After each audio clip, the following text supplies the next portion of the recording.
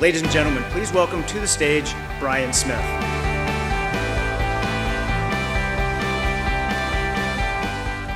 Congratulations for being in this room,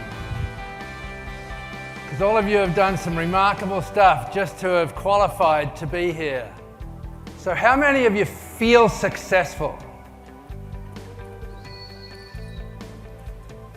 Isn't it amazing? I have to tell you, when I sold UGG to a public company for millions of dollars, way more than I ever thought I would have made out of it, I still didn't feel successful. And that's the bane of us entrepreneurs. There's always something more to do. There's something else we could have done. I wish we had a position it this way. God damn it, why didn't we get rid of that employee when we should have? There's all of these issues. We are so hard on ourselves. We never take the time to look over our shoulders and see all the good stuff that put you in those chairs today. And he said, Brian, figure out what you can do better than anybody else, and then do it. He said, you cannot help but be successful. It's very inspirational. Overcoming challenges is definitely what I would take away from it. So I remember getting out of the surf and I was putting on my sheepskin boots, and I got goosebumps again. I thought, God damn, there's no sheepskin boots in America. And 1 in 2 Australians had some sort of sheepskin footwear.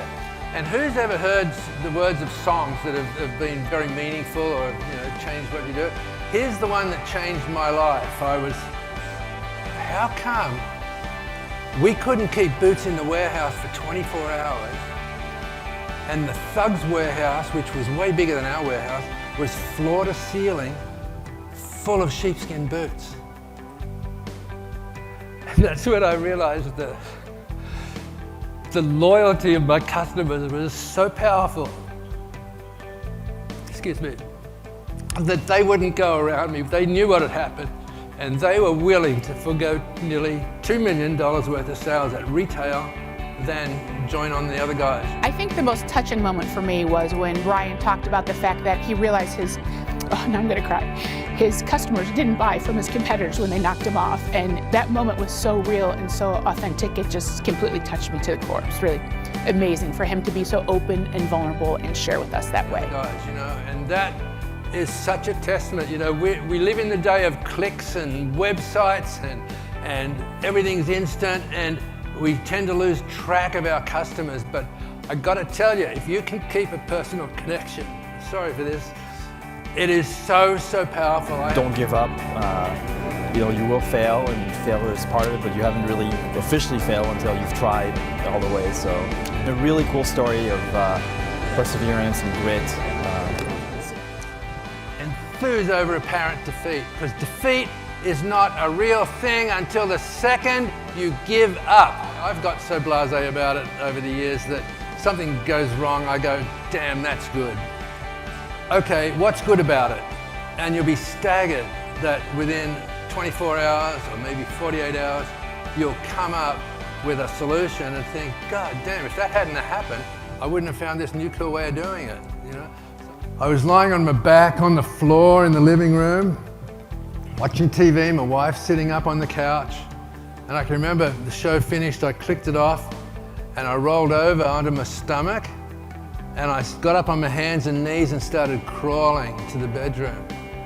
And my wife, Laura, who's a really quiet person, she just looked at me and says, you get up now and walk to bed like a man. And she scared the shit out of me.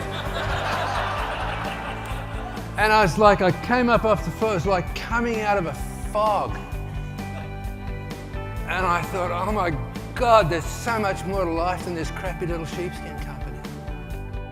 I got through that year because my 4 mantras, when you read them at first, they look sort of negative, uncertainty, disappointment, difficulties, but if you look at the first word, feast, fatten, invigorate, enthuse, these are the 4 most positive statements you'll ever see.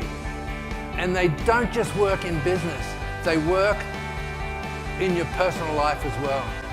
And I can remember thinking, how the hell did I get here? Right? And it came back to my buddy Rich's advice, is figure out what you can do better than anybody else and do it. And I had nailed my niche, right? I was nothing in the shoe, the width of the shoe industry, but in my little niche, I was the best at what I did, and that best became $1 billion business. And just ask yourself, what do I feel about my company and my success? Right? And if that comes out positive, which I'm pretty sure it will for every single person in the room, you'll have a great life.